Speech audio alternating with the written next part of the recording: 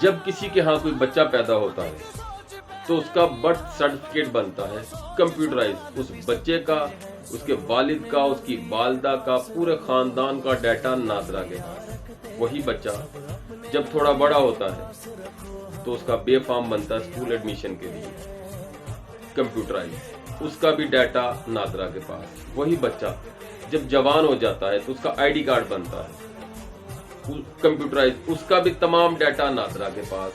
اور جب اس کی شادی ہوتی ہے تو پھر اس کا بنتا ہے نکاح نامہ کمپیوٹرائز، تمام ڈیٹا ناظرہ کے پاس۔ اور جب کوئی شخص فوت ہو جاتا ہے تو اس کا ڈیتھ سرٹیفکیٹ بنتا ہے کمپیوٹرائز، اس کا بھی تمام ڈیٹا ناظرہ کے پاس۔ پوچھنا یہ ہے کہ جب تمام ڈیٹا ناظرہ کے پاس موجود ہے تو مردم شماری کے لیے ڈیٹا ناظرہ سے لے لیں۔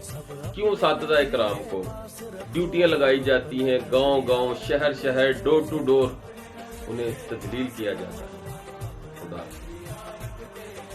غور کریں، ان چیزوں پہ غور کریں کہ کیا کوئی اور ادارہ پڑھا لکھا نہیں ہے؟ مردم شماری کے لیے ڈیوٹی لگے تو اساتذہ اکرام کی، الیکشن میں ڈیوٹی لگے تو اساتذہ اکرام کی۔ ان چیزوں سے بچوں کی پڑھائی کے اوپر حرج ہوتا ہے۔ دشمن کے بچوں کو تو پڑھانے کی اتنی فکر کہ ان کے لیے نہ جانے کتنے سیمینار بھی کیے اور ان کے لیے ملی نغمے بھی بنا دیے کہ مجھے دشمن کے بچوں کو پڑھانا ہے، اور جو اپنے بچوں کی تعلیم میں حرج ہے اس کا سوچا ہی نہیں۔